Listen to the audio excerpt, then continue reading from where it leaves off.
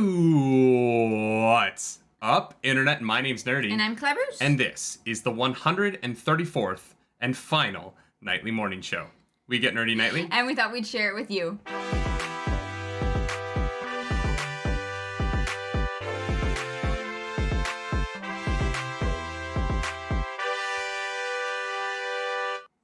That is right. Welcome back to this time Twitch.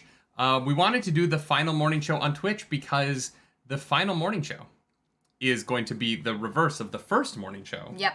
Which was also on Twitch. It was also on Twitch. The good old days where we were doing it 5 days a week because we were in quarantine and had nothing better to do. Yeah. Yeah, that's how this all started in October of 2020. Yeah. And we were doing this 5 days a week. We were just talking about literally whatever was on the internet because there isn't good news to talk about every day. Yeah, for like an hour.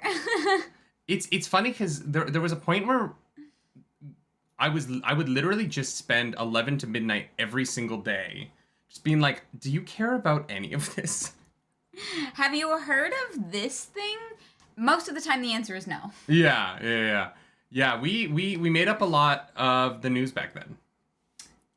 I made up a lot of news. That's true. You did make up a lot of the news. And you're going to do that later on in this show. Because we can't go out in the final morning show without the final Clarus makes up the news. But for those of you who are wondering, why aren't you doing the morning show anymore? Isn't it kind of like a low effort show that doesn't take that much work? No, it takes a lot of work.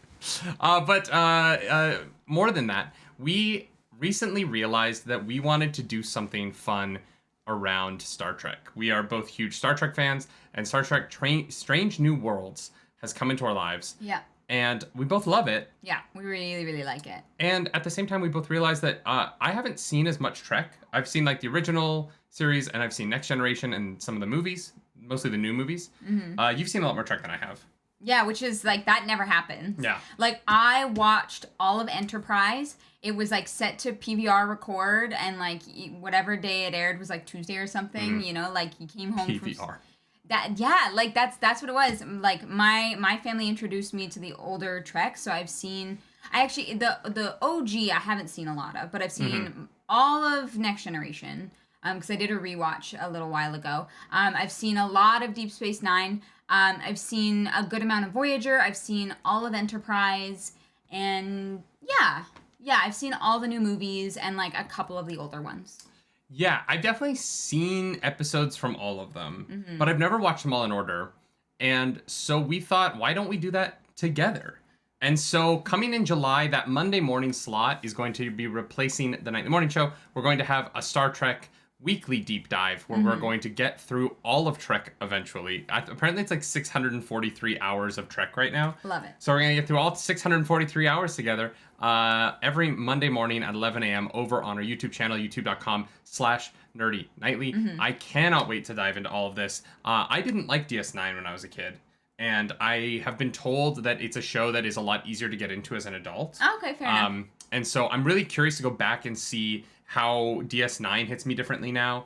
I'm really excited to go back and watch the original series with you. Yeah. Because there's so much in there that I love.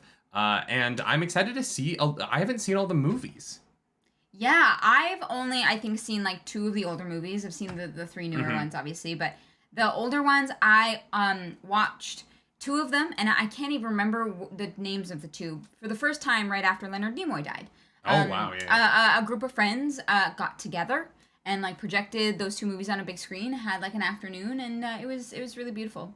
Yeah, so if you want to join us, we don't know what the show's called yet. We have a few titles, but we're trying to figure that out. We'll let you know. If you want to join us for our Trek through Trek, should that just be it? Trek through Trek? Trekking through Trek. Or just our Trek through Trek. That's kind of cute. Yeah. We'll let you know. If you have any ideas for a title for us going back through Star Trek, lay them on us. We will happily steal your ideas. And subscribe over on youtube.com/c/nerdynightly if you want to stay up to date with that. I like the Nerdy Trek, Fabu, but it's just my name, and that feels like I feel like my name's on a lot of the stuff that we do, and I appreciate Clarus's contributions. Yeah, so much. I mean, despite what the YouTube comments say about our relationship. But for now, it's the nightly morning show, which means it's time to talk about what is going on in the world. Do you want to talk about a positive thing, or do you want to talk about a negative thing that we find funny? Let's start with the positive. Alrighty then. Elden Ring. Wait. Yes. Elden Ring is officially I had a word that I was going to use.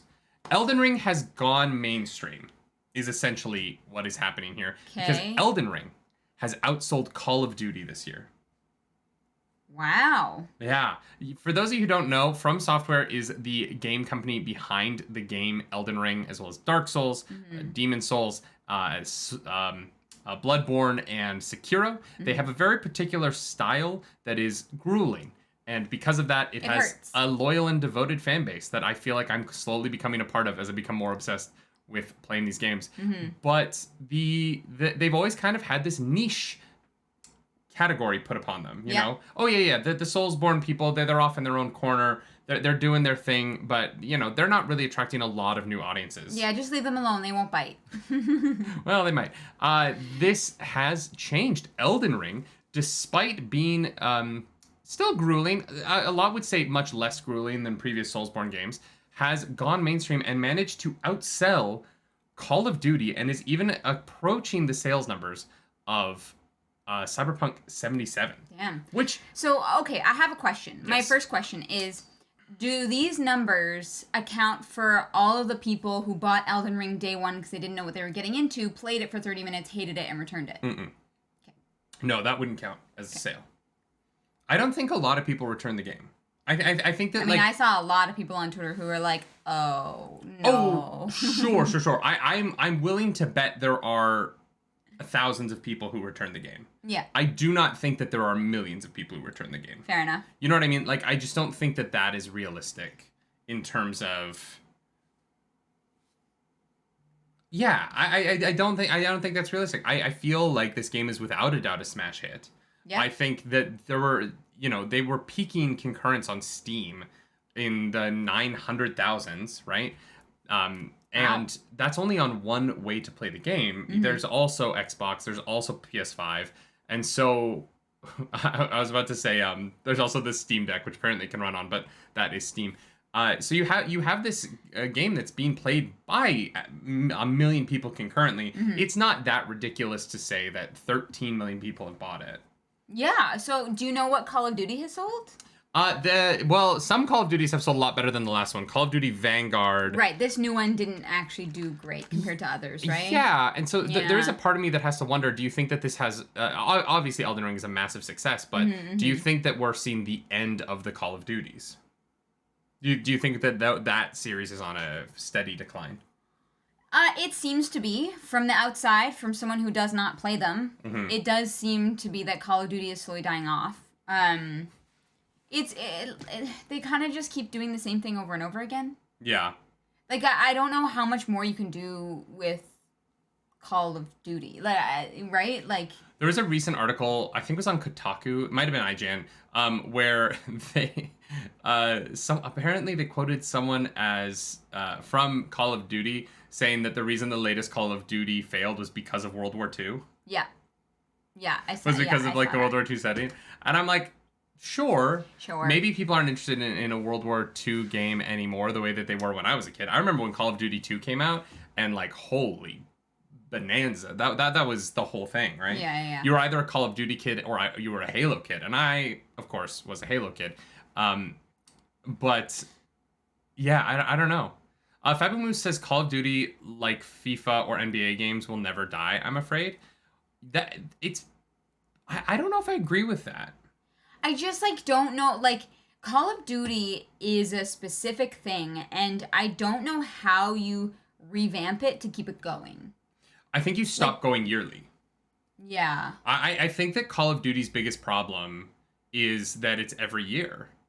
And I just think that there's a point where the advancements in the technology can't advance as fast as they used to, right? It used to be that when you would get a new Call of Duty game, it was a different game. Yeah.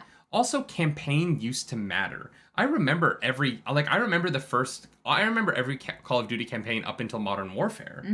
It wasn't until after it really became really focused on the multiplayer. And nowadays, you have this added problem of Call of Duty is an $80 game in Canada. Obviously, it's less in the States. It's like 60. You have this $60 game, but Call of Duty Warzone is free and is getting updates. So why would anybody, unless you care about the campaign, which the company itself doesn't care about anymore? Yeah. Why are you paying for that when you can just play Warzone, which is the majority of the game that you want to play anyway? Yeah. Right? Yeah, that's what I mean. I don't know if I don't know if it'll ever like die completely, but it's definitely on a decline. And like they're limited in how they can like move forward, progress, and grow. They kind of like have done their thing and they've peaked, you know? Yeah, it's tough, especially like if you look at like Battlefield 2042 was such a huge failure last year, and Battlefield is going to be one of those games that they're going to make another Battlefield game, but they're going to have to put in so much work from a PR standpoint to come back from how disastrous the launch of Battlefield was. Yeah, because 2042 was a mess. That game was unplayable for a while, and I know they patched it now, but I know that you can, but the truth about video games is that if you can't hook your audience in the first 6 weeks, they're gone. They're not going to come back. Occasionally it happens. Well, Cyberpunk, obviously, it happened, but... Yeah, there are so many games out there, right? Like, people will move on. People's attention span is nothing. Yeah. Yeah, especially online right now. Why pay attention when Fortnite is going to have Doctor Strange next week? Yeah. And you want to play as Wanda, and you want to, when the other games, and all of these free-to-play games, they're innovating, and they're changing, and they're playing with their style. Fortnite right now is 0 build, and it is a massive success for them. Yeah. Fortnite 0 build I was like, I played Fortnite once. I was like, I'm never going to play it again. It's good. I think it's a really well-made game. It's just not for me. Yeah. It wasn't to my taste. And then they were like, oh no, we took out building and we like changed everything. And I was like, all right, I'll try Fortnite again. Yeah. And I went in and I really liked the 0 build version. Yeah. I was having a lot of fun with it. I played a couple of nights, I wish I had more time to play video games off stream. Because Fortnite's not really something I would stream, but you get into this weird situation where Call of Duty is a franchise that is failing to modernize because they're trying to do what they used to do. And I don't know that anyone cares anymore. I don't think that people want to play a campaign in a shooter really anymore. Yeah. Unless it's sci-fi, unless it's got some story that you can really like dive into. Yeah. Yeah, I have never played like a Call of Duty campaign. Is there any like character to it? Yeah, I mean, usually you meet the squad, and then like a couple of them die in emotional moments, and like there's like there's like a story through. There's always like some like big bad that's played. And lately, they've had like a big actor. I think Giancarlo Esposito was the big bad of a Call of Duty game. Oh, fun. Okay. Yeah. Or maybe I'm just saying that because he was the big bad of Far Cry 6. Chat, does anyone know, was Giancarlo Esposito a big bad in a Call of Duty game? Yeah, I would not know. It's not a game that like appeals to me, and so for me, I'm kind of like, yeah, it makes sense that people are getting bored of it. It's kind of it's done its thing. It's run its course in a sense. It kind of gets into something I think that a lot of these big IPs need to start doing is changing up their style. Yeah. Right. Like look at the absolute failure of Netflix right now. Netflix is falling apart. Yeah. And everyone knows how to fix their problem, right? You have to get rid of binging. Yeah. You have to get rid of the binge model. It doesn't work. Yeah. And it worked because it was a novelty. And now it just doesn't work. You're not getting that weekly conversation about new shows. Yeah. And so no show really matters on Netflix. Yeah. They come in and go and they last for a week in the public eye, and then they're gone. And that's not sustainable. Yeah. So, yeah. Yeah, I mean the only one that's kind of outdone that is Stranger Things, right? Yeah. And Witcher, because Witcher has an outside popularity already. But I would argue that like Witcher season 2 could have really benefited from weekly release. Stranger Things could benefit from weekly release. Like I agree. Yeah, it's just, but so if we take that same idea of how we have to shift into the future, I think that Call of Duty needs to figure it out. I think that they need to either go full Warzone free to play with a like $10 campaign that they throw on every like 3 years that's fun and like brings people back. Yeah. Or they need to take 2 or 3 years between games, put together really cool single player experiences with a multiplayer experience that changes the game a little bit. But like, if Vanguard and the next Call of Duty Modern Warfare 2 are the same multiplayer experience with just different skins, Why? I don't.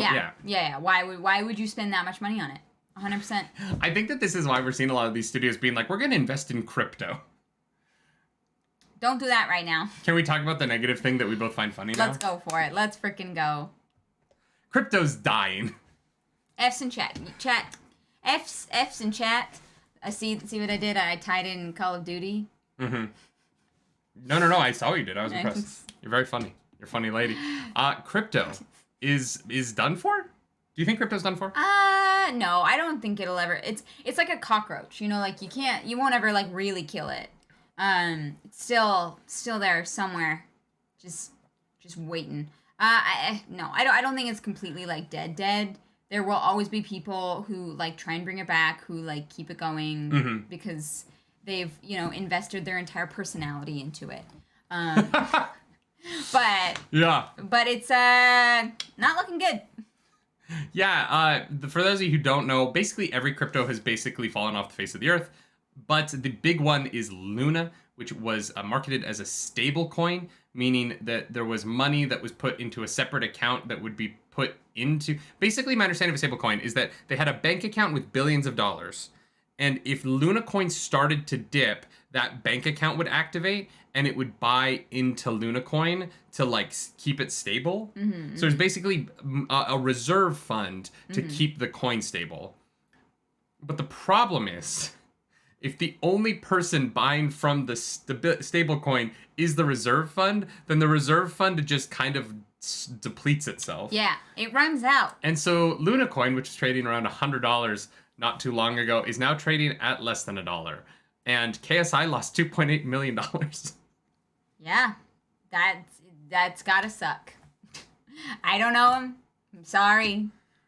But I'm really glad I never put anything into crypto. Yeah, me too. Woo!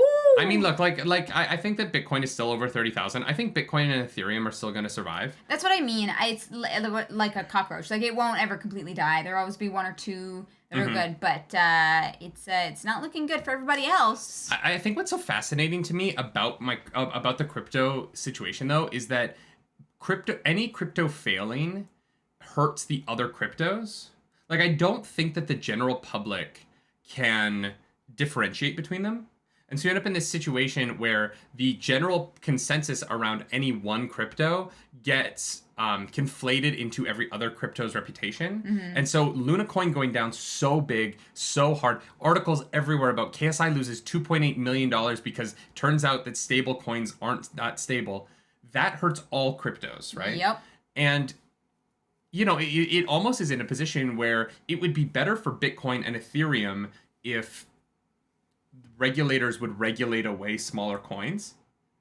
You know what I mean? Yeah. If you had to meet a certain bar to exist so that the reputation of all of cryptos wasn't so constantly hampered. Yeah. By these smaller ones just being absolute scams, tanking and falling off the face of the earth. Yeah. Hush wants to know if we can upgrade our GPU now, and the answer is yes. Well, yeah, I mean, GPU prices are falling a little bit. Yeah. It is easier now to get cards at MSRP. It's still hard to get them in stores because obviously there's still incredibly difficult supply chain issues around the world. Yeah. That's a whole other side of it. Yeah. But the side of it that's driving up prices because of the crypto is not going to be there anymore. So yeah, and there's a lot of miners selling off their mining GPUs. Obviously, those GPUs have seen a lot of wear, but you know, you might be able to find a used GPU that was used for crypto that's in decent shape for a decent price now. Yeah, I could see that. Yeah. So Fabu brings up that their favorite part of all of this is how hard NFTs crashed. Should we reveal our big secret? Yeah.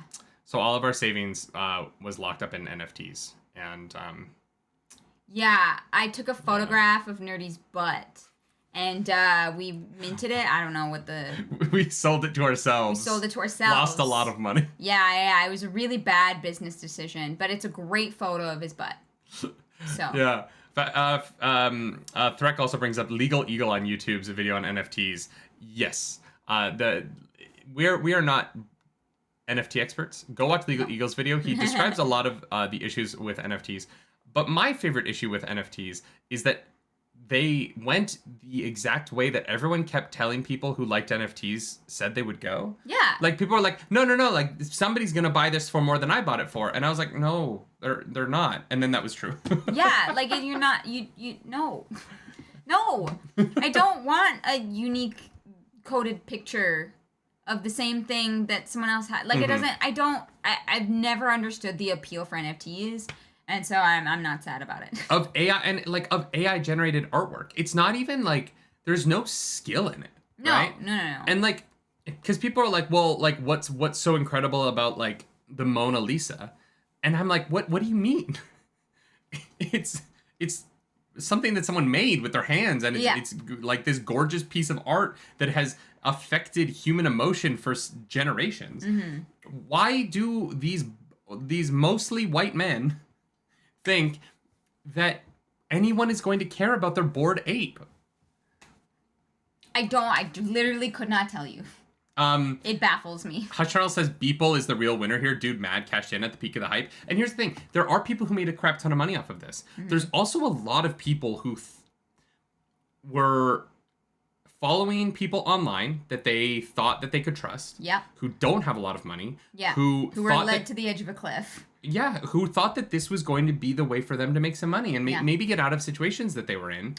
And they bought into the hype because they don't know better. Yeah. And those are the people I feel bad for here, right? Like, I don't give a shit. KSI losing $2.8 million is meaningless to me. Yeah. The dude is still a millionaire. He still has a following where he will make another $2.8 million.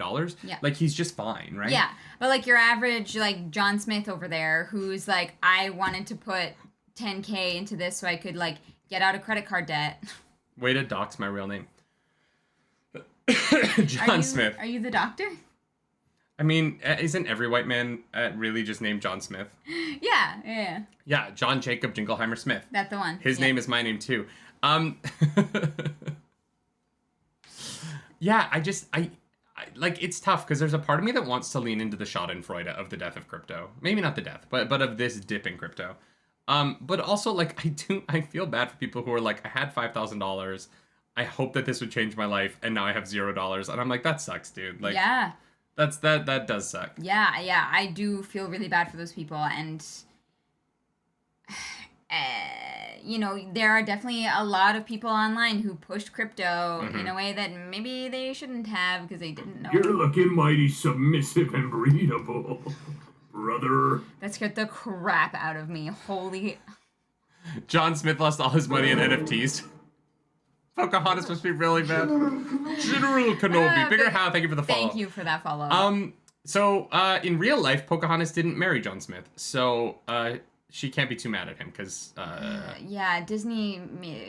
Yeah, anyways. She did marry a different white man. And the real story of Pocahontas is really dark. Really messed up. When you get to be an adult, and you realize the truth behind that movie, it really makes you wonder why Disney thought that was a good story to adapt. Pocahontas is insanely problematic. Disney has made some choices. That is the news. But I thought, like, until I moved to the States, until I was like 19, I thought Pocahontas was like a mostly true story that was lightly adapted. Yeah. No, it's a very dark, sad, unbelievably awful story that Disney was like, we're gonna make it fun with a raccoon. Yeah, someone should have got fired for that decision. Yeah, a lot of people should have got fired for that. Anyways, it's fine. Yeah. It's fine. Yeah, Pocahontas, I guess, is a fun movie if you don't think about it at all. If you don't know. For even half a second. True story. Yeah, Yeah. Much like crypto, where crypto can make you a lot of money if you don't think about it at all. Yeah. The crypto thing, it got to a point where I was like, these people know they're wrong, right? Like, they have, the people selling the crypto, they had to know that they were scamming people. There's no way that they genuinely believed that they were creating value. And so they had to know that they were scamming people. And so is there a way to take them down legally? Like, is there a way to go after them for creating essentially a financial burden on society? No, I don't think so. Like if I went up to you and I was like, these magic beans are gonna grow a beanstalk, and you bought them, and it didn't grow a beanstalk, that's fraud. That's just lying to someone. It's not. That's what fraud is. No, fraud is like legally like lying to the government. No, you could defraud other people. If say you sell someone a car, and you say, "Oh no, it drives," and you show them a video of it driving, and then when you deliver the car, there's no engine in it. That's fraud. You can't lie to people. Oh, I thought you could. So wait, you've been going on your whole life thinking that you can just lie to people in business dealings and that's okay legally? People lie all the time. Everybody lies. That's what Dr. House taught me. I don't like the people like ring your doorbell and they're like, you need an air vac. I'm like, no. Right, but the air vac works. They say it works. What if they install and it doesn't work? So we own a company together. Are there any business things that we've done where you lied to people that I should know about? No, I don't lie to people. I want to make sure that you haven't been committing fraud in a company that my name is on. No, I don't lie to people, but I just am zero surprised if other people do. Wait, so you thought fraud only applied to the government? So you thought that legally you could lie to everybody except the government? Yeah, it's not illegal if I, tell you that I'm drinking water, but it's actually, diet soda. I don't... What do you mean it explains so much about me? What are you talking about? I'm not saying that it's illegal to lie to someone about what beverage you're consuming, but it is illegal to lie to someone in a business deal. We cannot go to Screen Junkies, right? Or whoever owns Screen Junkies and be like, Nerdy Nightly is worth $6 million, so you should buy it. And then, because if they bought it and it's not worth $6 million, well, how do we know fraud? How do we know what the worth of the company is? If I'm worth at least $8 million. Who puts that value on me? I do. Live your best life. Girl, step up. Take charge. Value yourself. You are a badass. This is the craziest thing you've ever said. I know. I just never really thought about it, I guess. I don't know. Sometimes I make fun of the American education system for not teaching real world value to people. And right now I'm feeling like the Canadian education system failed you a little bit. Well, it didn't teach me about lying, except that it's bad. What? Wow. I don't even know how to continue. Well, here's the thing. Why even do Clarus Makes Up the News at this point? Because you just made up how the legal system works. No, but here's the thing. If I were here, buy my, people do this all the time. Okay, go. Buy my face wash, it's organic. Spoiler alert, it's not. I can say it is. Yeah, it doesn't and you mean can get anything. sued for that. No, companies do it literally all the time. And they get sued literally all the time. They accept the risk and the cost of that. So I could go sue Aveeno right now. Probably, yeah. If you can prove it, you could probably get away with it. I quit. I quit the play. People get sued for literally everything all the time, right? In America, yeah. It's yeah, well, Wild that's where West. you have to sue Aveeno. You're not going to sue them. Well, you might be able to sue them in Canada, but... So... This is why I do my own research when I buy stuff. I don't trust y'all. Oh, now you're a do-your-own-research person? When it comes to big purchases, yes. Yes. Hey, I did a lot of research before we bought that car. Clarus assigning arbitrary value to the things is literally crypto and NFTs. I'm surprised you didn't get in on crypto and NFTs. It was a joke. We could have sold Polaris coin. The news today. Speaking of the news the Nerdy today, Nightly. it's time for a segment we like to call Clarus Makes Up the News. The Nerdy Nightly has released its own Bitcoin. It's a cryptocurrency. Okay. That's the word I'm looking for. Yep.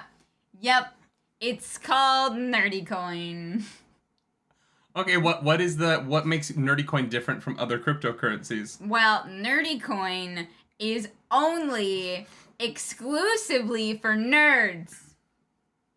Oh, really? Yeah. So how does that work exactly? Well, so you have to like prove that you're a nerd by taking basically they're like SATs. And it's a like grueling process so that not everyone can just like buy it and not know what they're getting into. You know, you have to take a really extensive quiz on BuzzFeed. What kind of questions would you find on the Nerdy Coin SAT? Who is I don't know.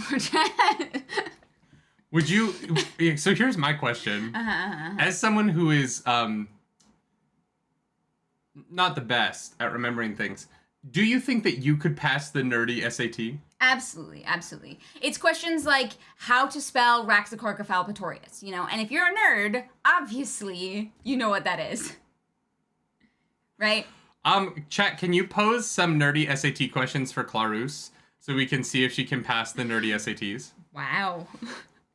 I unfortunately for chat get to write the test. Quigley's right. Finally a job for nerd culture gatekeepers running these tests. Exactly. We wanted to employ some people who were very sad otherwise, and we wanted to give people a chance to give us their money. So in terms of future value of this cryptocurrency, can it only be traded among nerds, or can a nerd use this to buy something from a non-nerd? Nope.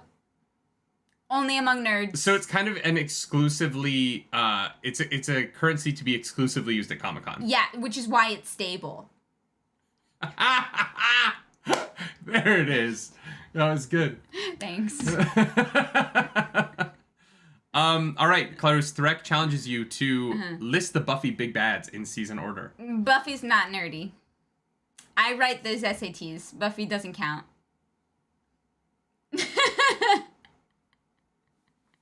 I just broke my husband. James is the greatest Pokemon trainer of all time. True, absolutely true.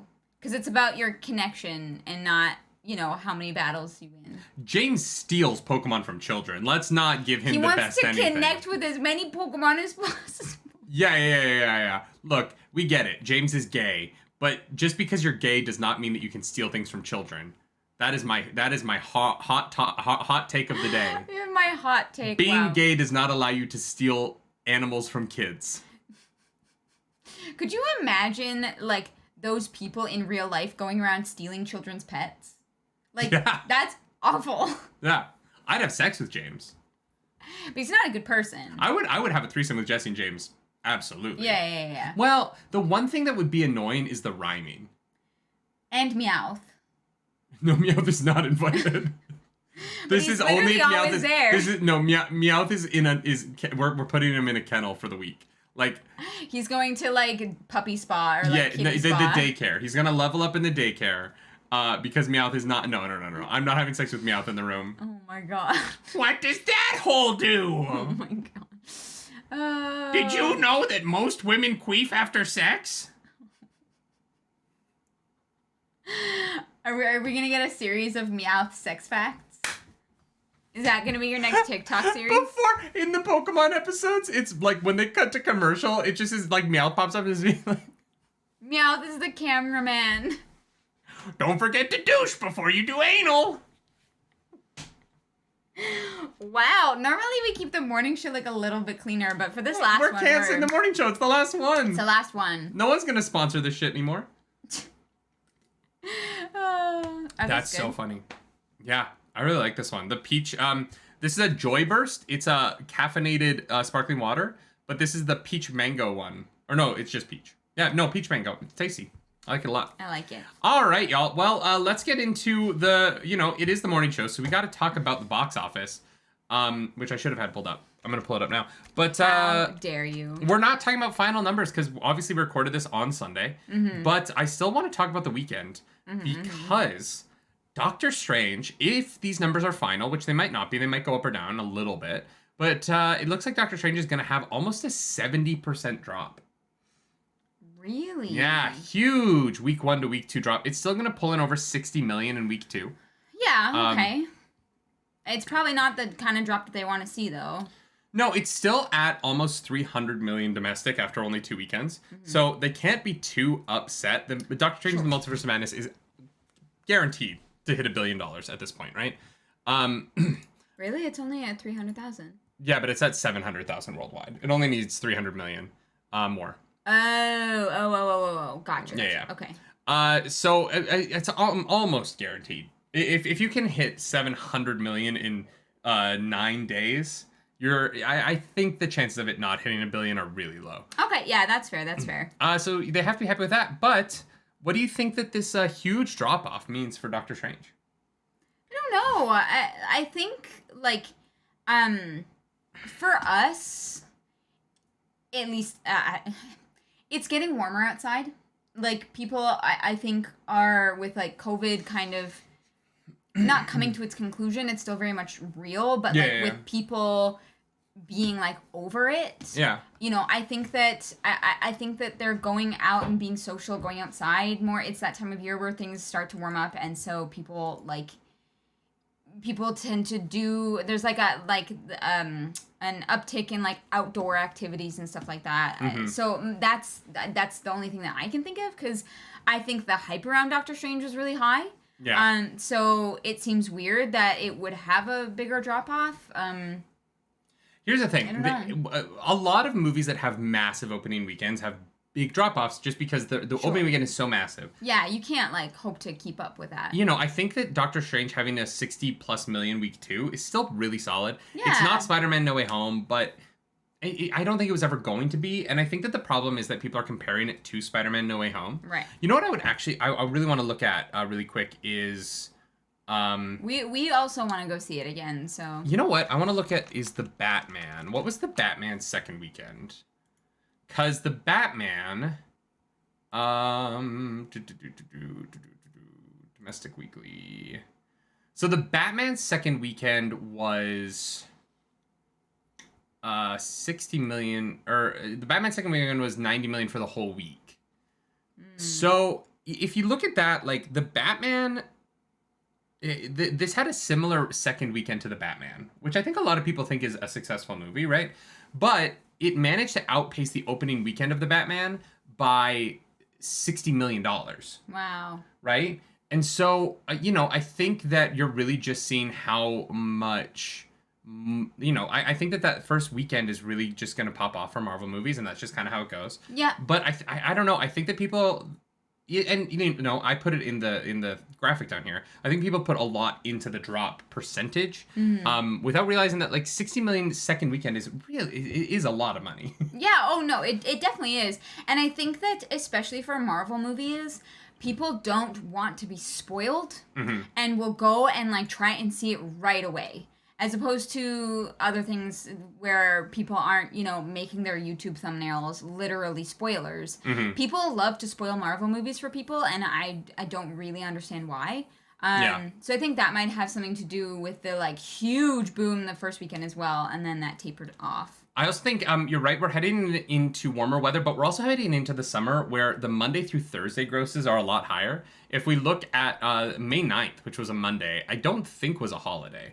Doctor Strange pulled in 13.6 million on the Monday, pulled in 16.7 million on the Friday. That is a huge, or not huge, but it's very close, right? Yeah. So you're having Monday, Tuesday. Tuesday was 12 million. You're having Monday, Tuesday, Wednesday, Thursdays that are going to get better over the summer as kids aren't in school. Right. You have that like middle of the week to make a little bit more money as well. So I don't know. I think that it's a little early to say whether or not Doctor Strange is financially really successful. I think it's going to be hurt, obviously, by not being allowed to play in China because of gay people. Those darn homosexuals. Yeah. Jesus. Which it's absurd to me, but yeah. Yeah, it's interesting to look at. Also, the fact that the second Friday came in 10 million below the second Saturday. That this weekend's Friday was 16 million for Doctor Strange. The Saturday came in at 26 million. So that Saturday did a really good job bumping up.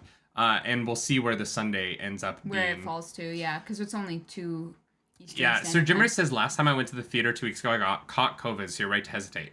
Yeah, it's going out is a risk right now, especially Yeah. with the like loose safety protocols for masks and things like that, and that is the world that we live in now.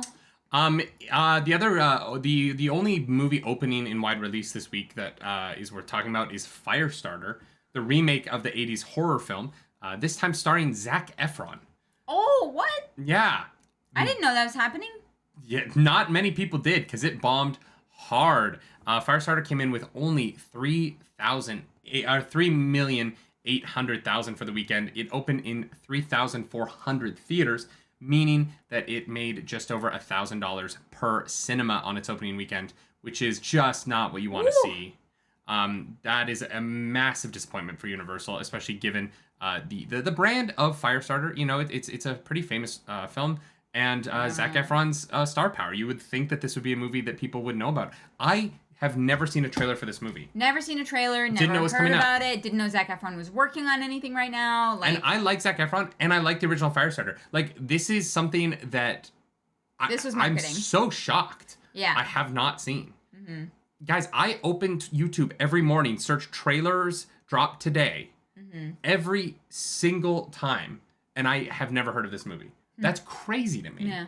You know what I mean? And so I'm not surprised that it flopped, but I'm disappointed. I would really like to see a strong Firestarter franchise. I like that first movie quite a bit from my childhood. The other members of the top 5, The Bad Guys, still in second place, still making money. It's at 66 million so far, made 6.8 this weekend. Sonic the Hedgehog 2 passed 175 million domestic this weekend, nice. which they have to be happy with Oh over my God, at Paramount. we still have to go see that. Yeah. I don't know. And the other movie we have to go see, Everything Everywhere All at Once, still in the top 5, still raking in bucks. It's made $47 million domestic, which you have to be happy about. And it looks pretty official at this point. It does not look like Fantastic Beasts will cross that $100 million mark. And if it does, it's just barely going to limp over it domestically. Yeah. Fantastic Beasts and the Secrets of Dumbledore passed 90 million this weekend. Whether or not it has another 10 million in the tank with the films coming out, I don't know. I don't think so. Yeah. So it looks like the latest Fantastic Beasts movie will fall just behind $400 million worldwide at the end of its run, which means that it definitely lost money. Yeah. Yeah. Yeah. Yeah, I don't think they're getting their next 2 movies. I would be shocked. Yeah. Yeah. If they did 2 more, yeah, absolutely. If they did, the only way that I think that you could do it is if J.K. Rowling isn't the writer on it. Yeah. Yeah. Every screenplay that she's had her hands in has been kind of panned universally. Yeah. Like there's a point where it's like let her like take her notes and then like give it to, you know, like Robert Jordan when they were like Brandon Sanderson, finish it. Yeah. Take their notes and have someone else write the screenplay, but every time she's been on the screenplay for one of these movies, it has flopped. Well, and Not flopped. I mean, Fantastic Beasts 1 made money, but sure. I wonder if the people who like us grew up with Harry Potter, who it's like beloved, I wonder if that like group of people, which I don't know how large it is, but I feel like it's pretty large, who those people who have said like we're not going to be supporting J.K. Rowling anymore, I wonder if they cut ties, if those people would like band together to support a new Harry Potter thing and support them like stepping away from her.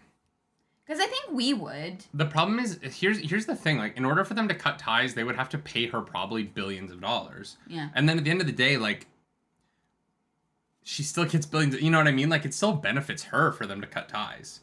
And that I think that's what's so tough about it, right? Is that it costs Warner Brothers. Haven't they bought the rights to her like properties? They have like the rights to it, but they don't own it.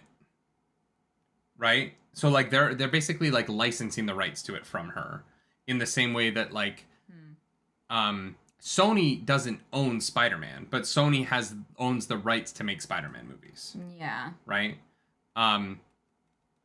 Marvel technically owns Spider-Man, but they don't own the rights to make movies about Spider-Man. Okay. It gets really complicated in there. Okay. And fair enough. so it just gets complicated. And so Okay. at the end of the day, like, you would still be paying her billions of dollars for a franchise that isn't making money, right? Yeah. It's not like when Disney bought Star Wars and there was so much potential in Star Wars because Clone Wars was doing really well, and there was excitement around new movies at the time. Obviously, Yeah. like, Star Wars is where it's at now. Can't wait to go to Celebration in 2 weeks.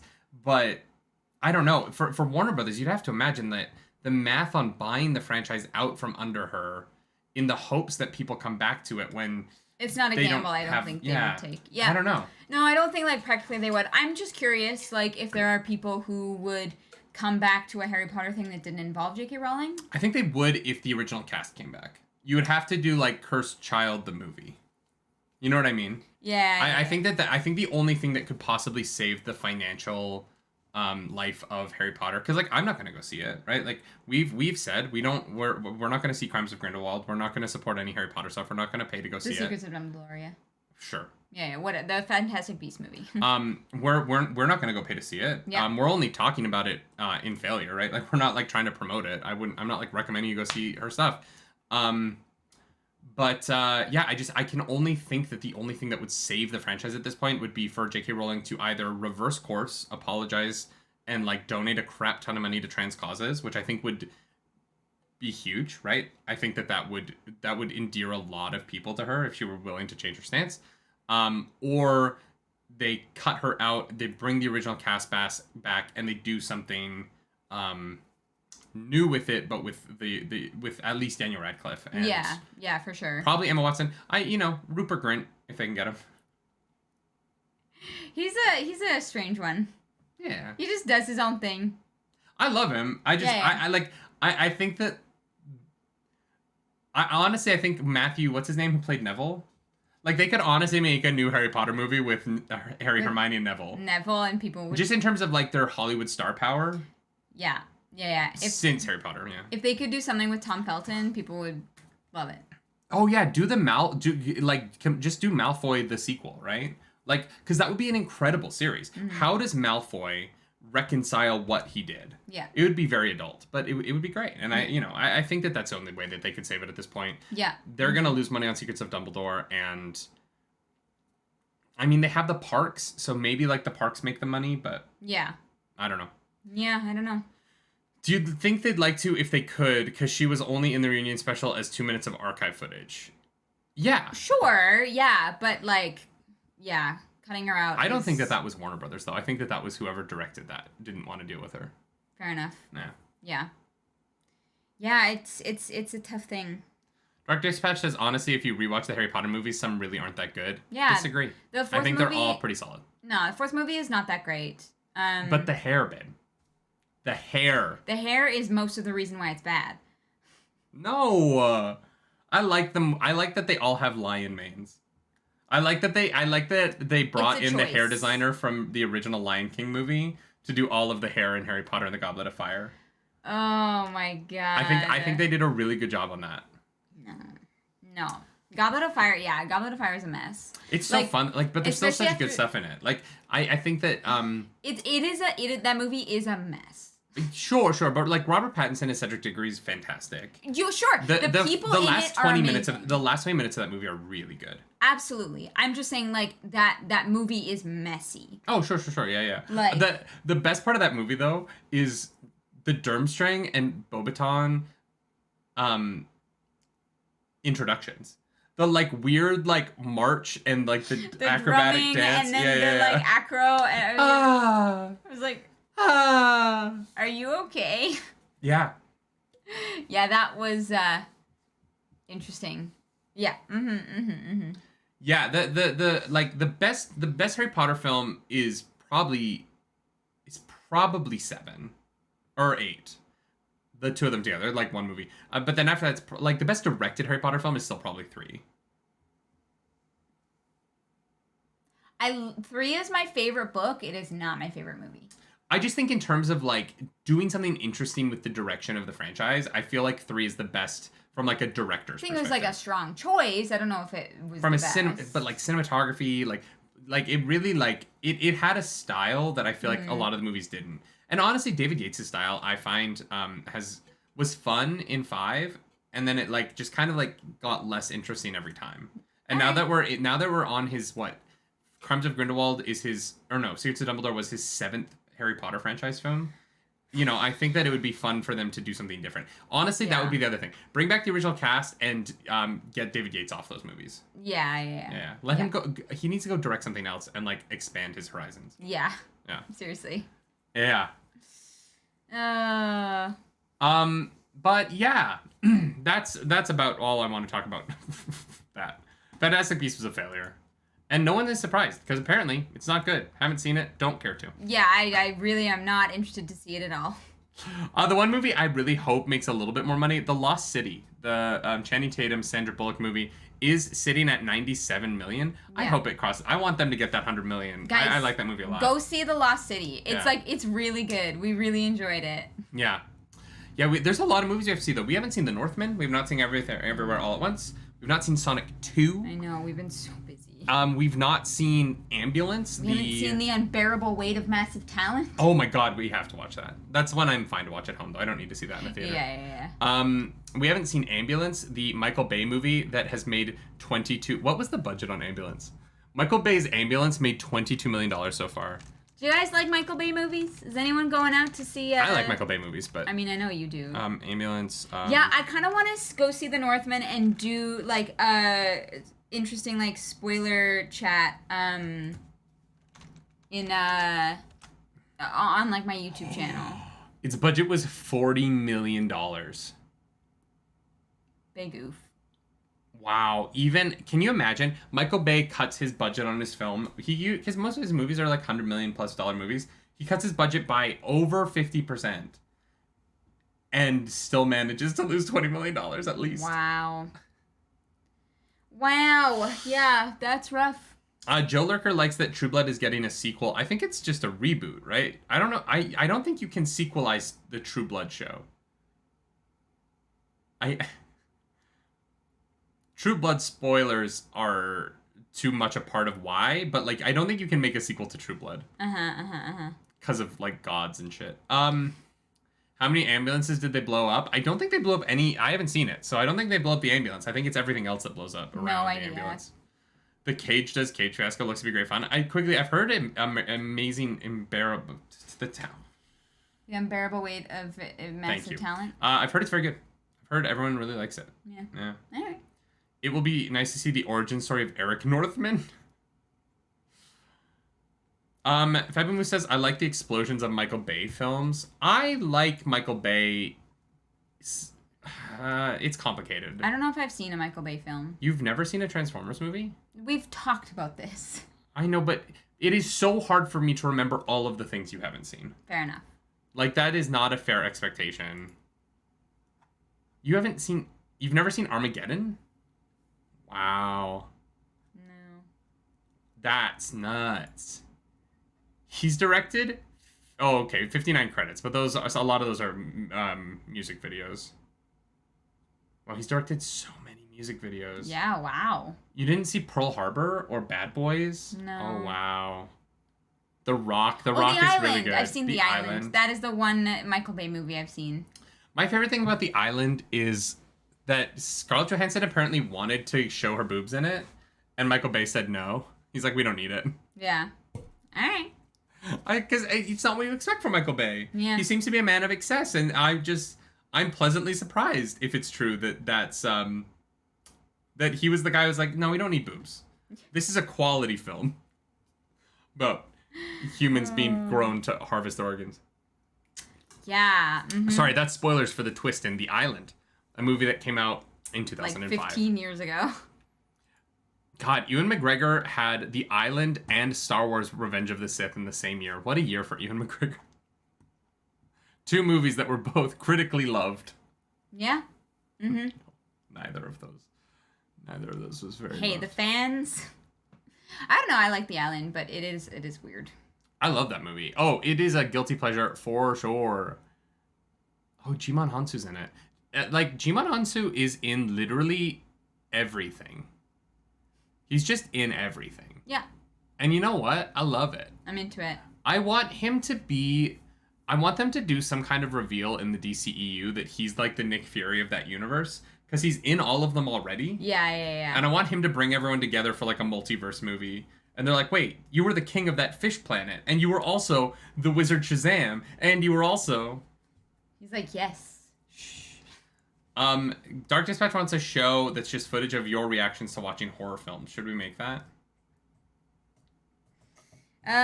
Nobody wants that. Nobody wants it.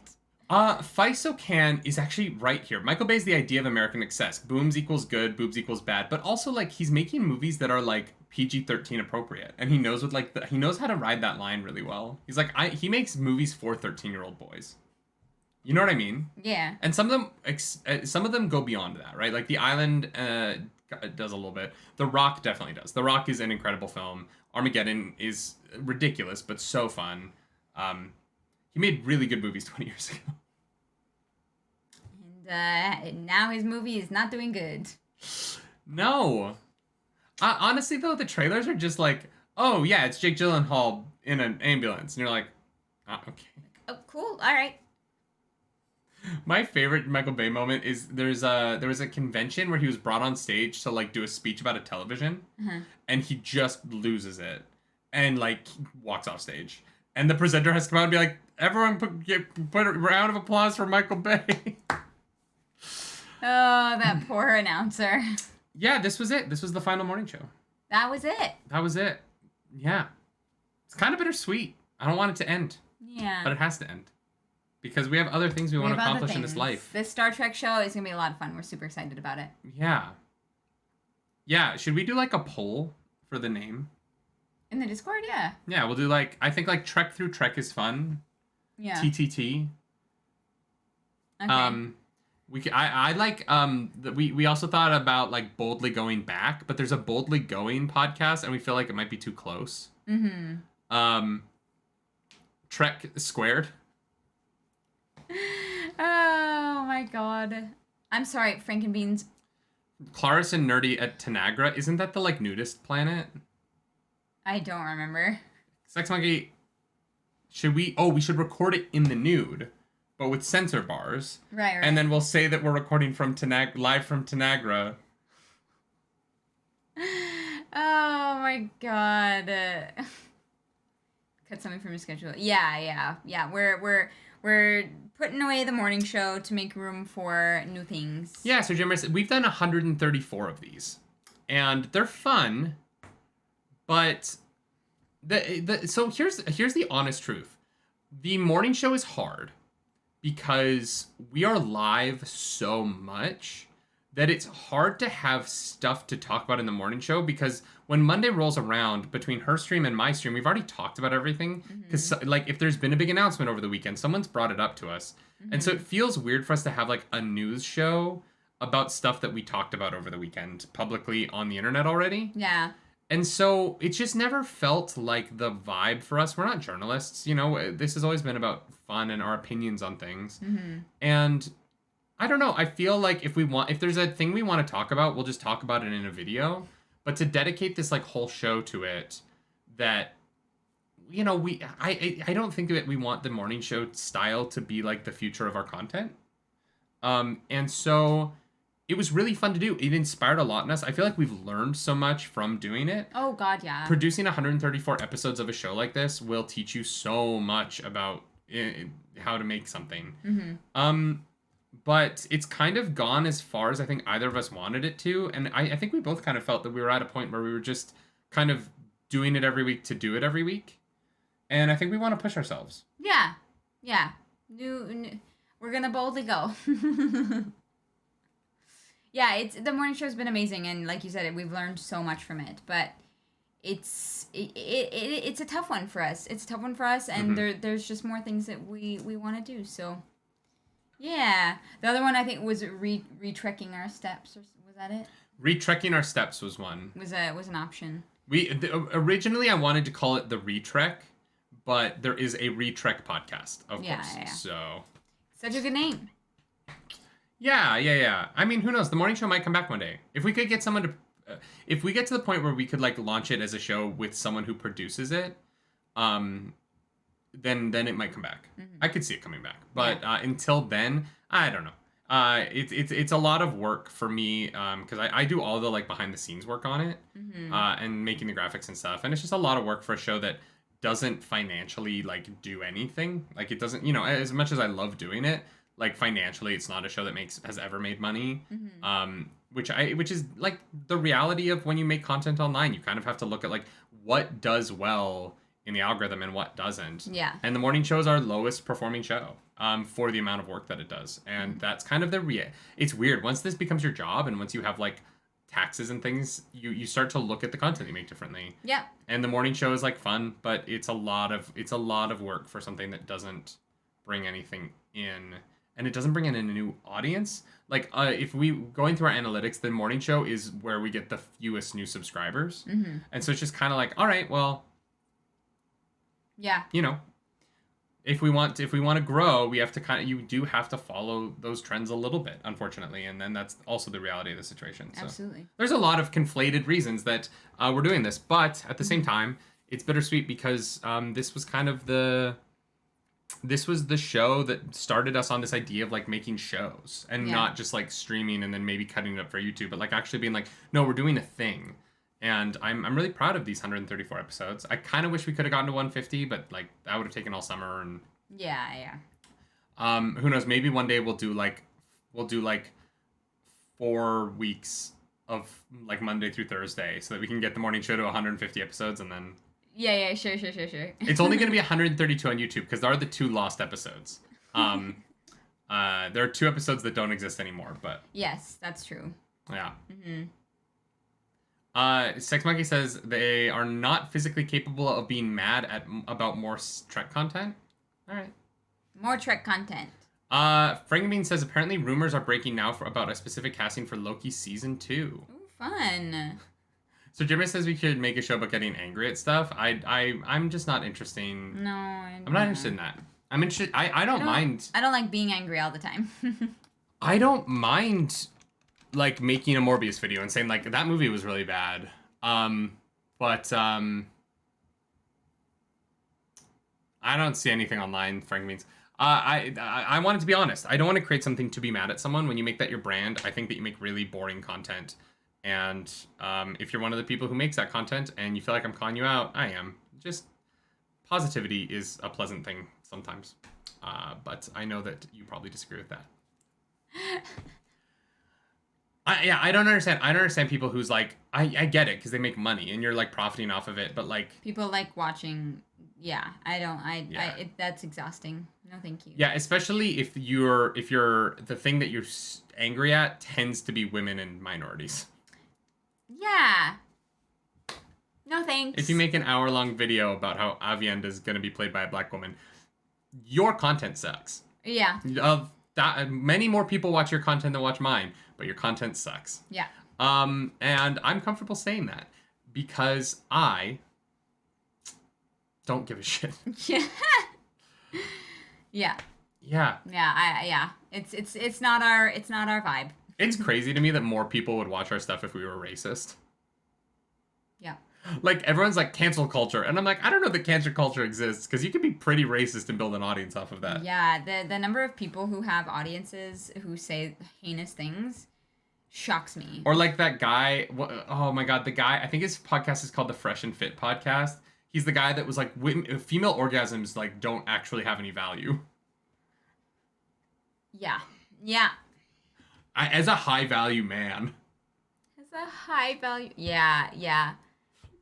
Oh. But I get it though. I get why men want to listen to that because the truth is that like men have no value and women have no value because we're not commodities. We're just fucking people. Yeah. And there's no value. Yeah. Associated to us. Mm-hmm. And so you get in. So. But they want to believe that they do, right? They want to be like, I'm inherently important. Yeah. And it's like, no, you're not inherently important. Just go live your life and be kind to people. There's some guy who's like, no, female orgasms like don't exist. And like, you just know that his audience is just men who've never been able to, like, make a woman come. And so they're like, oh, well, yeah, of course it doesn't exist because I've never been able to, like, make that happen. And it's, oh, God, I hate it. Meanwhile, their wife has a secret vibrator somewhere in the house that they don't know about. Yeah. Mm-hmm. Yeah.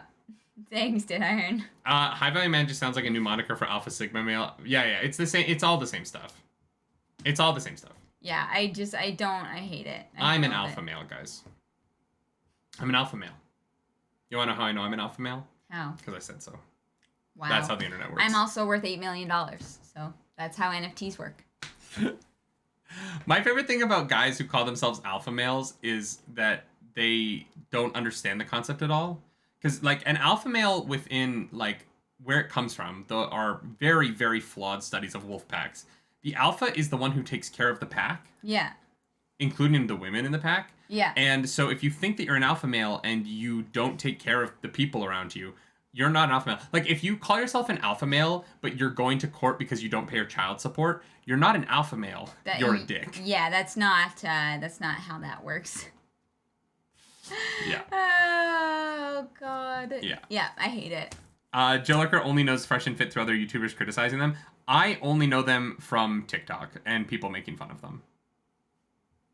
I love it. But they make more money than I do. So, like, yeah. Maybe I should just make content being a dick to women, be made fun of on the internet, and, like, that'll be how I blow up. Don't do that. I'll just be mean to you. Don't be that. Don't do that. All right, fine, I won't. I'm high value, low reward. Oh man. I'm high value. What a great way to end off our last morning show. Very on brand for us. Just where we get to the end of the news and we just start saying random things. Yeah. Tangents. That should have been our brand. Tangents. That is our brand. Basically. We just say that we're going to talk about Wheel of Time, and then I use it as a way to talk about catapults. And how catapults aren't a very effective open field siege weapon. And then people are like, no, but you could, like, load them with, like, small rocks. And I'm like, you can't. Sure, you can do that. A lot of people were really upset about the catapult thing. I had to defend myself in the Discord. Oh my god. Oh my god. Ladies and gentlemen, this was the final nightly morning show. Come back Monday, 11 a.m., that first Monday of July, for what will certainly be called something related to Trek, because it will be a Star Trek podcast that is replacing this show. I'm very excited for that. That first episode is going to be the first half of season 1 of Star Trek Discovery, right? Yeah, that's what we're thinking right now. We'll update you guys if that changes. Yeah. It's definitely going to be about Star Trek Discovery. So we'll be talking about the beginning of Star Trek Discovery, how it hits us, how it didn't hit you at first, and the point where I fell off. So that'll be interesting. It's going to be a fun conversation. And then eventually we're going to get through all of Star Trek forever, because there will be enough Star Trek that we will be watching Star Trek until we die. Pretty much, if we get to the end of all of the, like, video stuff, we'll just start doing the audio dramas. We'll have content forever. Audio dramas? In year 18 of the Star Trek podcast, we'll be reading the comic books. Oh my god. We'll do the Star Trek Ninja Turtles crossover comic book. No. That'll be a Patreon goal. We'll do it. You'll read the Star Trek Ninja Turtles, or the Star Trek Doctor Who crossover. That'll be a Patreon episode. Great. Perfect. I love it. Yeah. All right, y'all. Well, this was fun. We have to go to Jamaica, so. Yeah, I need to go paint. I'm going to play Emerald Kaizo on stream for a little bit here as my final stream. But Clarissa is going to leave. If you like this video, if you're watching on YouTube, hit the like button. Leave me comments down below. The algorithm god is hungry. We've got to feed her. Or, hear me out, say something nice. It doesn't have to be about us. Say something nice about anything. Say something nice about Lupita Nyong'o and just how incredible she is as Maz Kanata. Because she's incredible in everything that she does. Oh my god. And I love Lupita Nyong'o a lot, and I want her to be in more things because she's very talented. And you know who else is very talented? It's a lady that you can follow on the internet. Her name is Emilia Clarke. Yes, also Emilia Clarke, very talented. You know what I would love to see? What? A action heist movie starring Emilia Clarke and Lupita Nyong'o. Yeah, I'm into that. Yeah. I would watch the shit out of that. I think we just described. Never mind. I think we described a movie that just came out. Oh. Anyway, if you want to follow us around the internet, you can. My very talented wife is... At Claris Polaris. And I am a useless garbage man that you shouldn't follow, but you can if you hate yourself at Nerdy Nightly. Wow. This is the final nightly morning show. We shall never do this again unless the Star Trek show flops and we decide that we're going to bring this back. Great. I love that for us. Thanks, guys. Do something nerdy tonight. Bye.